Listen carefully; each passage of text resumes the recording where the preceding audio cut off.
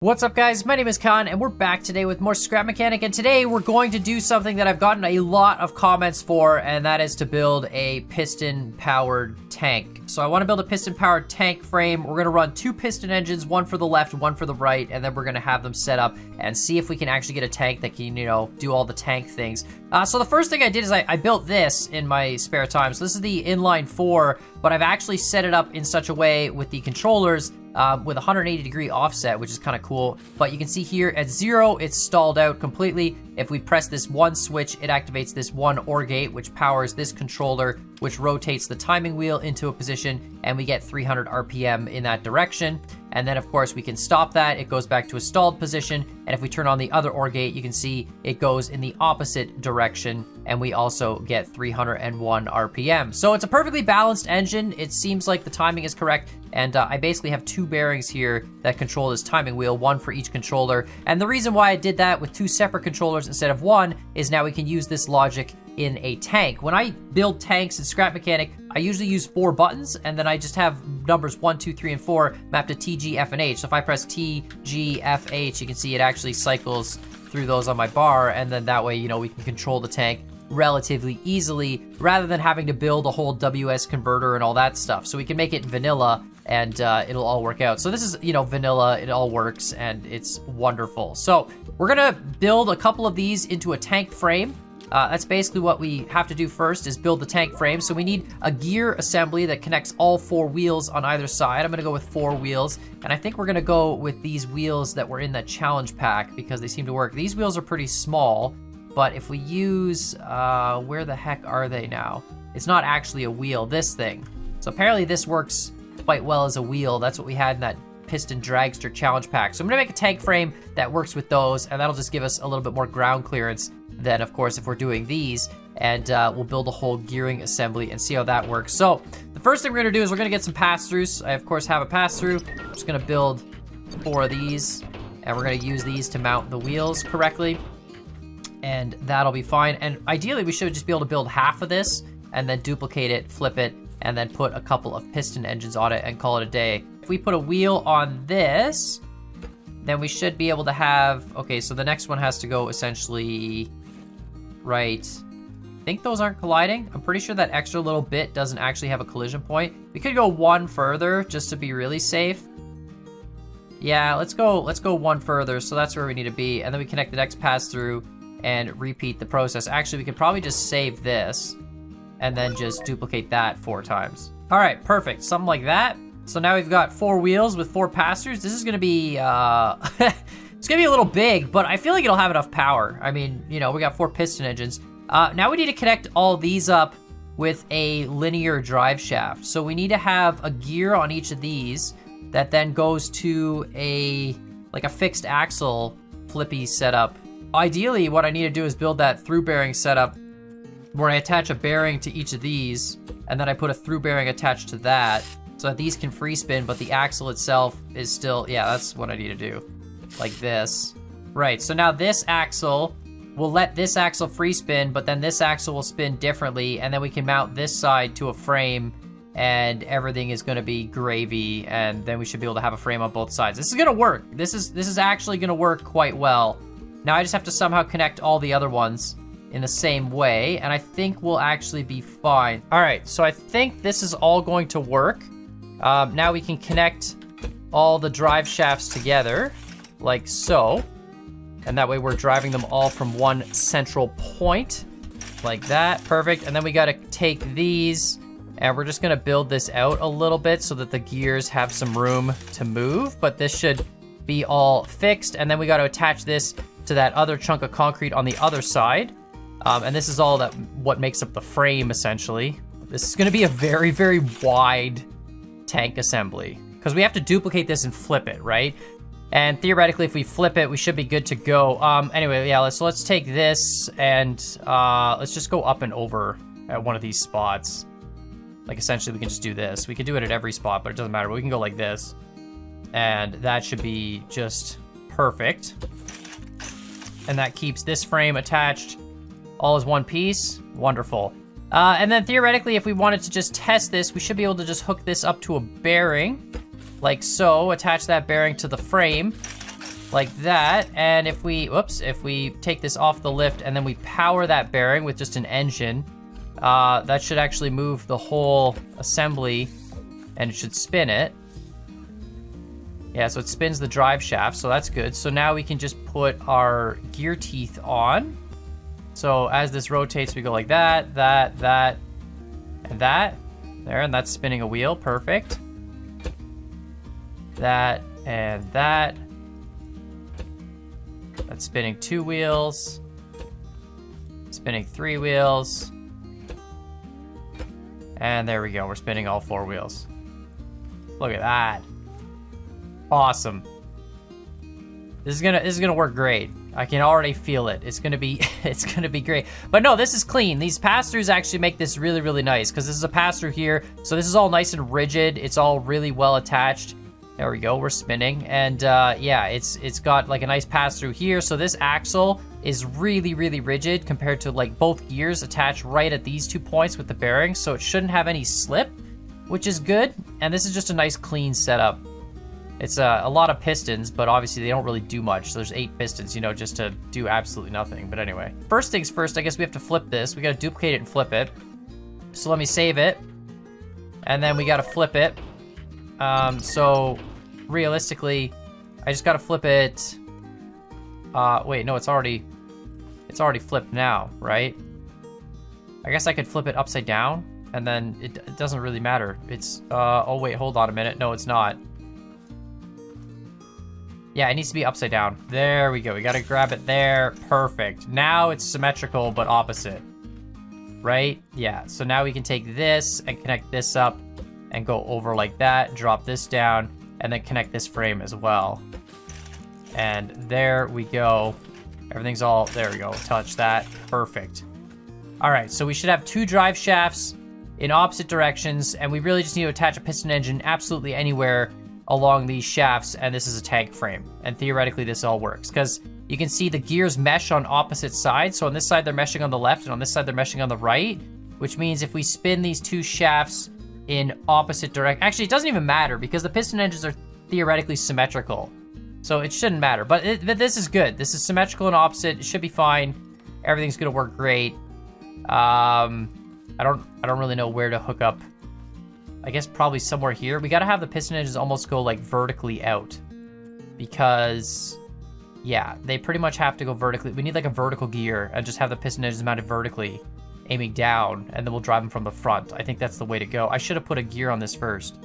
But yeah, I think we just put a gear in here and like that, and then we drive them straight down, and we need to put another pass-through in this area here. Honestly, these pass-through bearings are like my best friend. They're so good because you could just do all sorts of great stuff with them. Oh shoot. Actually, no, this might not be a problem. I just gotta break that off, break that off. We gotta put one of these here.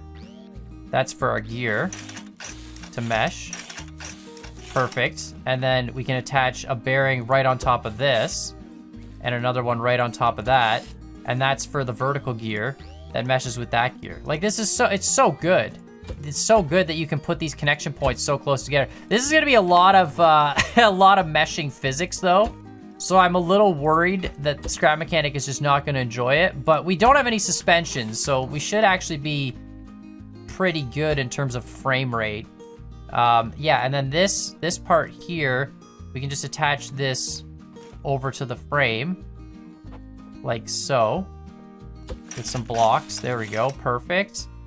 Oh, this is going to be, I really hope this works. Our piston engines are going to be kind of tall. They're going to stick out vertically, but I mean, the only other way to do it would be to have this go to like a gear that meshes with another gear, like, you know, linearly, not at a 90 degree, but like straight on each other. And then we could have it go up and then have the piston engines horizontally. But I mean, for a test, I feel like this is going to work no problem. And we're going to keep the frame nice and light and hopefully not have torque issues. So we just got to... Wait, hold on. If I take this off the lift, everything's fine, right? These are all fine. Yeah, so I can go like this. There we go.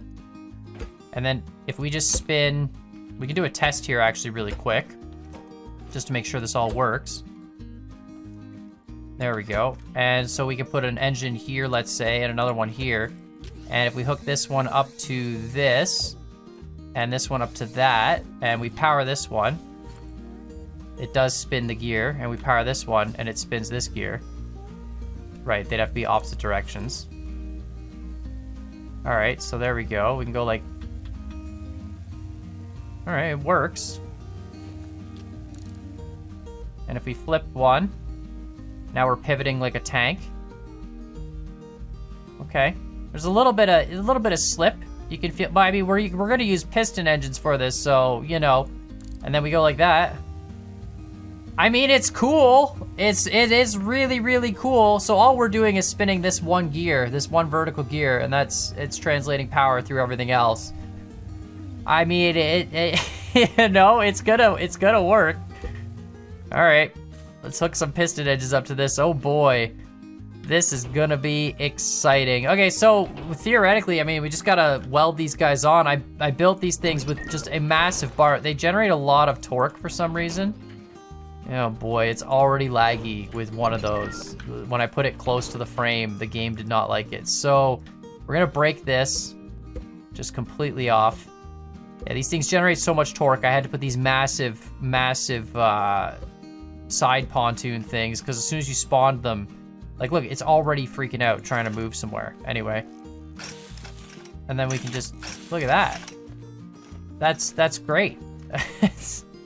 Yeah, it's a little bit scuffed. Look, we can just reduce that back. That's fine. We don't need any of that. We don't need that. Yeah, you know, it's a little scuffed looking. It's fine. We'll put some weight on the front to balance it out. It'll all be good. All right, let's save this real quick before I destroy the universe. And let's take it off the lift. Oh god, that is so laggy. Yeah, though I kind of figured that's what the case was gonna be. Scrap Mechanic does not like having this much physics all in one confined space. Yeah, it's a lot of free bearings. It's fine though, it's fine. It's only because we're using two 4-cylinder piston engines. It's just a lot of nonsense going on. It'll probably get better too once we start moving.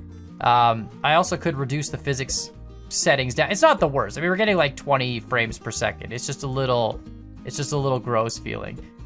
So now all we really have to do is, I mean, I guess I have to figure out what direction is forward and back on each engine. So let's put a chair down real quick, and we're just gonna do this old school for a second here. So we're gonna hook this up into 1 and 2 on this side, and then 3 and 4 on this side, and we'll just see what happens. So if I press 1, uh-oh. Hold on a minute. It started going forward, and then under load it went backwards. I didn't tune these engines for a load. Uh-oh. So when I was setting them up to get 300 RPM, these had to go to 180 degrees, but I feel like if I do 135 on them, you'll still get forward and reverse, because they're set up basically right now where I have it painted at exactly the stall point. So where the timing wheel is by default, it spawns in at the stall point, and then if we put it in either direction, depending on what direction you rotate it in, determines the direction that the pistons start traveling in. So I think if we do that, yeah, that's better. See, now it doesn't flip. It was going to 180 degrees, and under load, that timing was bad. Under no load, that timing gave you max RPM. Okay, so 1 is forward on this one, 2 is reverse on that one. Okay, 3 is forward on the left one. Okay, and 4 is reverse on the left one. Okay, well, this is easy enough. 1, 2, 3, and 4. So let's put a seat in the middle.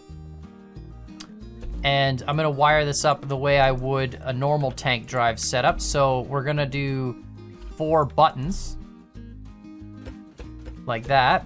And 1, 2, actually, yeah, it doesn't really matter. 3 and 4. And essentially what I do is I take these gates here. We're gonna switch them to be OR gates. So if either input is activated, they will go. And then I just wire up the buttons. So like button number 1 is T, like it's mapped to T in my control settings, which means it's forward. So we just gotta map both forward sides to 1 and so on and so forth. So it's a pretty simple thing to do. This is how we build tanks easily in Scrap Mechanic. You can do a WASD converter, and there's mods that have really good ones. In vanilla, you can make WASD converters as well. There we go. Now if we delete this seat, we should be good to go. We can leave those backup switches there. They don't really do anything. Oh, you know what? I'm gonna save this. This is so laggy. I can't believe how laggy this is. It might have been ambitious to do 8 wheels instead of, you know, instead of only doing like 3 on either side. Could even do it with 2 on either side and get the same effect, but anyway, it doesn't matter. All right, here we go. So if we get in, we press T, it should activate both of these piston engines forward, and we should move forward. A little bit of a delay on the left one. Okay, hold on a minute. Hold on a minute. We have a little bit of a problem here. The left one seems to be better than the right one at 4. Uh-oh, they're not symmetrical power anymore. Oh, no. So if I hold T... Oh no, now they are. Oh boy, it's so hard to balance the speed of the... No, it pulls left a little bit, but if I hold right... See, I can spin right. This is so cool. I mean, the spinning in either direction works really well. This is unbelievably cool that this works. The forward, it's because I think I welded both engines in the same direction, but they're not mirrors. The engines aren't mirrored of each other. They're both technically, like you can see the timing wheels are aligned the same way, but one's going at a slightly different RPM because the timings are just slightly off. So if I hold T and go forward, you can see that right one kicks in before the left one, and then gets a little bit more speed than the left one. The timings under load are slightly different. Uh-oh. And then if we go in reverse, it's going to be the opposite. Oh, no, I want to get away from the water. Oh, hold on a minute. Let's turn left. There we go. This is ridiculously cool. And then there's a delay on every control. It's not an instant firing.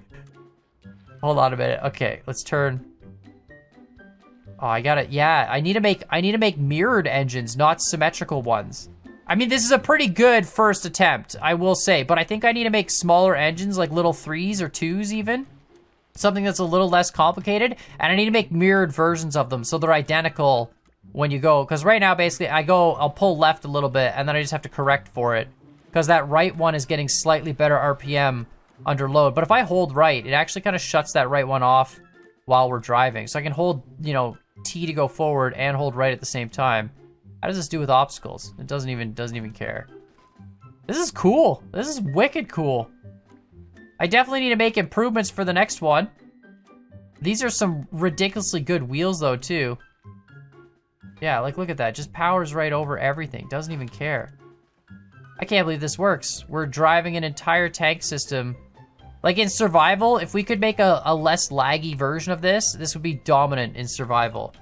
If we could make a version with like only 2 wheels on either side, let's say, and you know, or even less drive wheels, but 2 wheels on either side and a little less complicated of a piston engine, and of course mirrored piston engines, this would be awesome. But it works. I mean, it handles terrain, honestly, better than my artillery tank did in that multiplayer Monday recently. I made a tank with electric drive, and this honestly seems better than that, despite all the gearing and stuff that's going on. But yeah, let me know what you guys think in the comments down below. I mean, this is cool.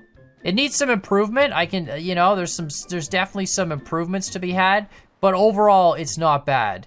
The nice thing is, I think we could really fix up the piston engines and make smaller versions and use the same tank chassis and just delete these piston engines and put better ones on it. And yeah, if I could build like some symmetrical little 3 cylinders or symmetrical 2s, 2s would be good, I think. They'll just be nice and small and get the job done. But yeah, let me know what you guys think in the comments down below. Make sure, of course, you hit that like button, hit the subscribe button. I bet you we can just power right over these pipes as well. The pulling left is kind of funny though. It does pull a little bit. Yeah, it doesn't even, look at this. Unbelievable. This is honestly one of the best tanks I've made. And it's just straight piston power. That's so cool. But yeah, let me know what other things you guys want to see in Scrap Mechanic. I mean, this came from the comments. You guys, I had a ton of comments in the last few piston videos where we've been doing all these piston engines, and so many people were like, make a piston tank. And, you know, for me, it was figuring out the timing thing. And even this, you can tell the timing is still slightly off. They're not perfectly symmetrical RPMs. I tested them on the dyno, and they seemed symmetrical back and forth. But of course, as we've learned, when you put stuff under load, it changes. And obviously, the timings under load are a little bit different left and right. So it always seems to pull. It gets a little bit of that pull to the left. But, yeah, no, see there, it's always just pulling. But yeah, let me know what other things you want to see in Scrap Mechanic. Let me know what other kind of builds you want to do and any other games you want me to check out. And of course, hit that like button, hit that subscribe button, and we'll see y'all next time.